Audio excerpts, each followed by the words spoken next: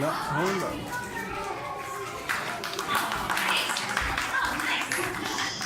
Hi, good afternoon, everyone. If we haven't met yet, my name is Amy. I'm one of the reptile keepers here, and that's exactly what Scales and Tails is. It's an awesome show about reptiles. So before I start bringing out animal friends, I usually like to take a second to talk about a few things. The first thing that I want to talk about is something you've probably heard me say in our other shows, and that's our conservation message. And basically is that the St. Augustin Alligator Farm has been committed to the highest standard of animal care for over 125 years now. And that contributes to the bigger picture of wildlife conservation and education. And it turns out that's something that you can help out with because small changes make a big difference. If you want more information on that, you can always visit our website for more information, or even easier than that, you can talk to a zookeeper. And that's kind of what this show is designed. The reason I open up with our conservation message is because we're going to see some animals today that are in various stages of conservation and various stages of endangerment, basically. We have one animal that is an endangered species, one of them is threatened, and we're going to talk a little bit more about why. But it kind of is designed to put a face to that name of animals that are really in need of human help. So we're going to see some of those today. Now the next thing that I like to talk about before I start bringing out my reptile friends is I like to talk about what a reptile is, because as you saw in our video here is a North American wood turtle. Did my camera come on? Can you see that up there? All right, good. All right, so Maple here is a North American wood turtle. Now, like the name would suggest, she's found right here in North America. But more specifically, she's from the northeastern region of North America, and also be found in some parts of Canada. Now, they get their name wood turtle because of the appearance of their shell here. You might notice she has lots of beautiful lines in her shell right here. A lot of people say that these lines are so perfect, it looks like these turtles could be carved out of wood. Now, another thing you might notice about this turtle is she has this beautiful bright orange color. It's here on her legs, on her neck, even here in the back. Now, an interesting fact about this is all kinds of different scientists and biologists and veterinarians, they have all got together in the scientific community, and they're trying to figure out why these turtles have this bright orange color. Because in the animal world, bright colors like this can mean any number of things. So they were trying to come up with a good reason why that might be. And it turns out they can't really agree on anything. So basically that means they don't know why this turtle has this beautiful, brilliant color. And that's something that is very interesting to me because this is in fact an endangered species of turtle. So it could be that we could completely lose this species without ever finding out why they have this gorgeous color. So again, this is one of those animals that is really in need of human help. Now these animals are coming into problems because of probably the most common reasons why animals start to become endangered: human encroachment and habitat loss. So people are building lots of beautiful homes out there in the woods, and unfortunately, that's where these animals live. So they're losing a lot of their habitat to that. Now another thing is once you have these nice big beautiful subdivisions out in the woods, you need lots of roads to get out there, right? Now we've all probably seen what happens when a turtle tries to cross the road. It doesn't end in a funny joke, does it? So unfortunately, a lot of these little turtles are meeting their end to the cars on the roads there. So I want to talk to you a little bit more about these turtles out in the wild. So they are what we call facultative omnivores. Now we've all probably heard the omnivore word before, right? That means that they eat both plant and animal matter. But the facultative part means that they definitely have a preference. If this little turtle is given the choice between leafy greens or a big juicy bug, she's going to pick the bugs every single time. They really, really love to eat them. I know there's probably some parents in the audience that'll tell me their kids are also facultative omnivores. I know my son definitely is. If given the choice between popcorn and leafy greens, he's going to go for the popcorn every time. Anyway, we'll get back to these little turtles. So they actually like to eat bugs so much they have learned a really cool behavior to get to their favorite food. They really like to eat earthworms. So what they do is they start to pound their little feet on the ground because we know that earthworms really only come out when it's raining, right? So when they're pounding their feet, they start off slow at first and it makes a little bump bump noise. Well, then they start to speed it up and it sounds more like bump bump bump bump bump bump bump. So to the earthworms that are buried under the surface, it sounds like raindrops. So they come up thinking that it's raining when really it's just a hungry wood turtle. That's pretty cool, isn't it? Alright, I'm going to give you an extreme close-up of Maple here so you can see how cute she is. And then we'll get ready to put her away.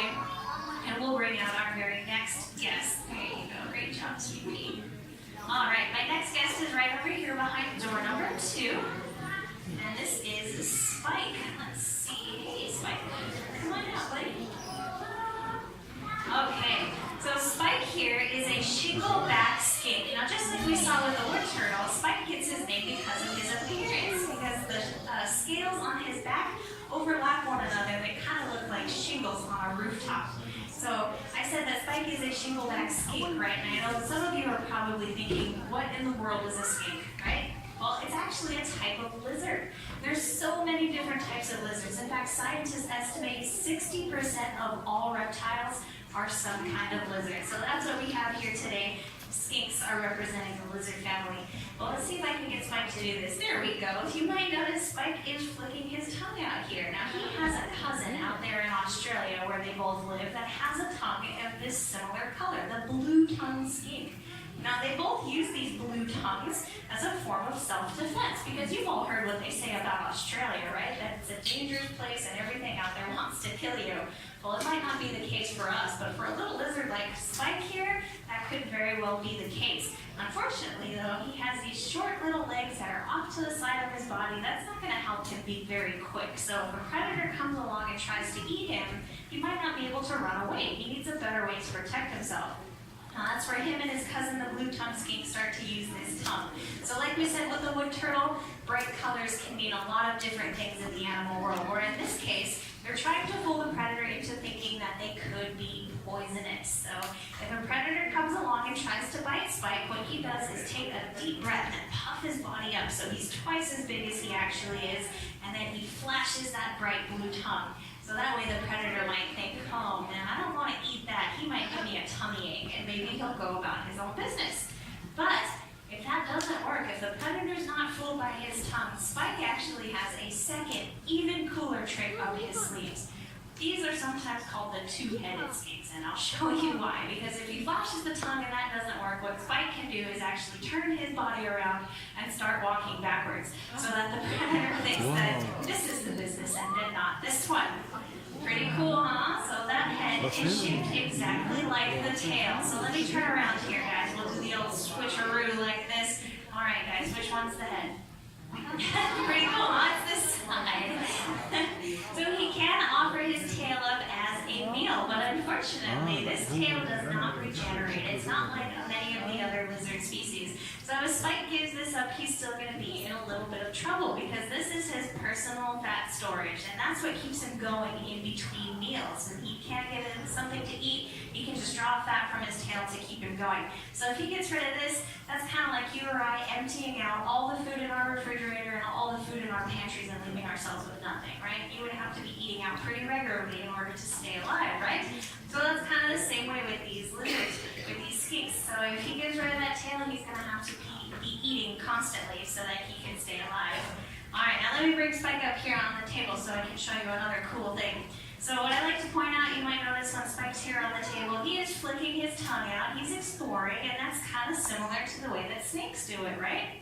Well, there's a reason for that. It's because lizards are closely related to snakes. In fact, there are some species of lizards that have a smooth skin that they peel off, very similar to the way snakes do it. There's some species of lizards, like Spike here, that flick their tongue out into the air. There's even some that have a forked tongue, and they use it the exact same way that the snakes do to pick up scent particles and bring it into their mouth. And there's even some species of lizards that don't have any legs. So it is entirely possible to find yourself with an animal where you're not really sure if it's a snake or a lizard. But there's an easy way to tell by looking at them. Let's see if Spike wants to show us today. He says, no, Amy, I don't want to. Anyway, Spike doesn't want to show us, but if you go and look at our Komodo dragon, you'll see right here on the side of their heads back here, there's a hole on the side of their head. The Komodo dragon, it's actually a pretty big hole on the side of his head. Now, does that sound familiar to all of you, a big hole on the side of your head?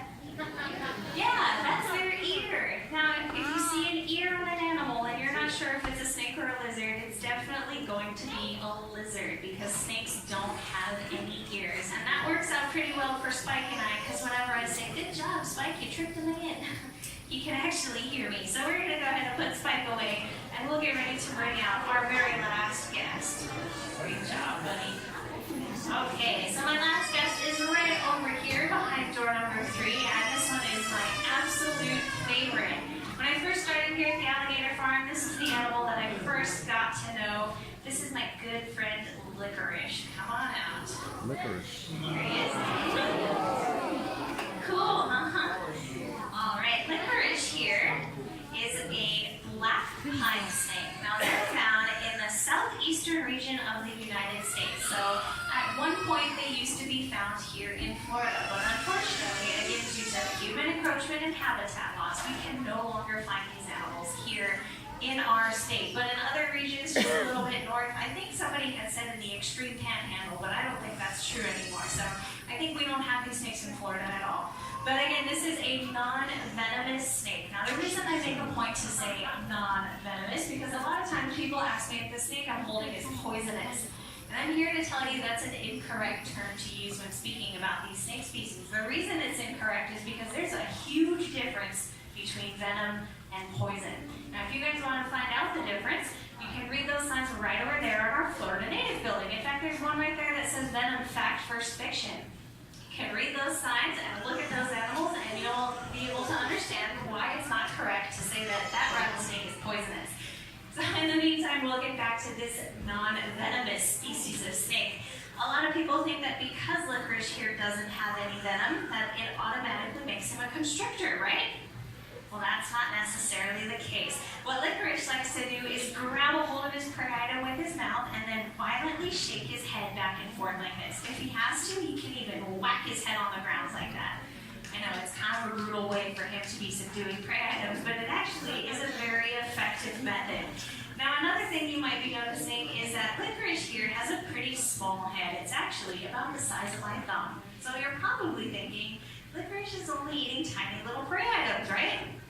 That's not the case either. I know a lot of people are familiar with the snake's jaw and how it almost unhinges in the corner right here to open really wide like this. But what most people don't know is the snake's bottom jaw, or their lower mandible, is actually split into two separate bones. So when a snake opens its mouth, not only does it open wide like this, it also opens wide like this, which means it can easily fit something twice the size of their own head into their mouth. So if you want to see how large of a prey item the snake can eat, you have to look at the part of the body that doesn't stretch, and that's actually their belly. So the snake's belly is about halfway down the body, right around here.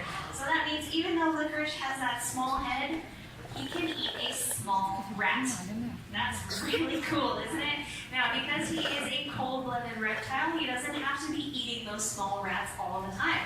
Out in the wild, he would definitely eat as often as he can find them. But here in the zoo, because we're giving him a consistent diet, he really only needs to eat a small rat every other week.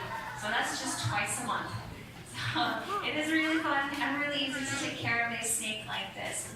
Now, the last thing that I want to talk about whenever I have snakes out like this, somebody also always asks me why the snake isn't trying to bite me. And that's a good question, but I think there's a better question, and that's what would make the snake try to bite you? And the best answer I have for that is fear. Because snakes are what we call defensive. They're not aggressive. Think about it. It's not in a snake's nature to hunt you down, chase after you, break into your house in the middle of the night and try to bite your toes while you're sleeping. They really don't want to have anything to do with us. In fact, when I set licorice here on the table, he's not trying to dive off the stage and bite as many people as he possibly can. No, he's just hanging out up here. He's fine. Snakes really don't want to come after you like that. But it is possible if you find a snake in your backyard that you can scare that snake. And you know, we've all heard of that fight or flight thing, right?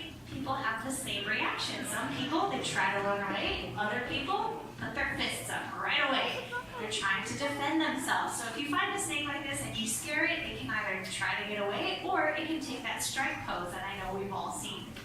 But again, that's a fight that this snake knows they're not going to win. I mean, look at the size difference here. We are much bigger than they are. So they can take that strike pose, but again, if you give them the opportunity to get away, they would prefer to do that. So I like to tell people, if you find a snake, just give it its space, and it will eventually find its way out of yours. But that's not usually what happens when people find snakes. They usually get rakes and sticks and shovels and brooms, anything that they can find to get that snake to move, and they start hitting it and poking it, doing whatever they can. And honestly, if somebody were hitting you with a stick or trying to push you away with a broom, you would want to defend yourself against that person.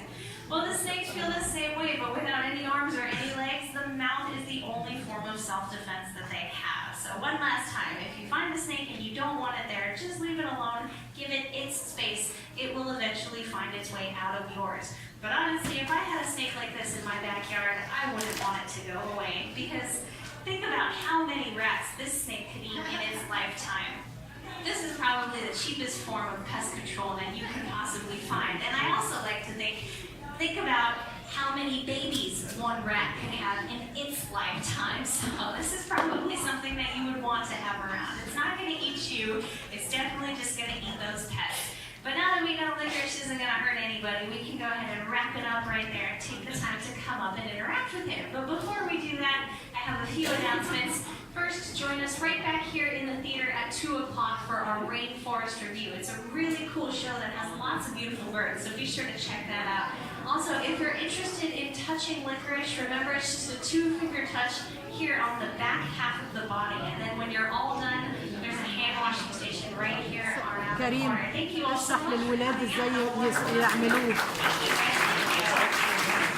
All right, if you want to touch licorice, come on. يلا لا بالايدين ويعملوا بالسانيتايزر.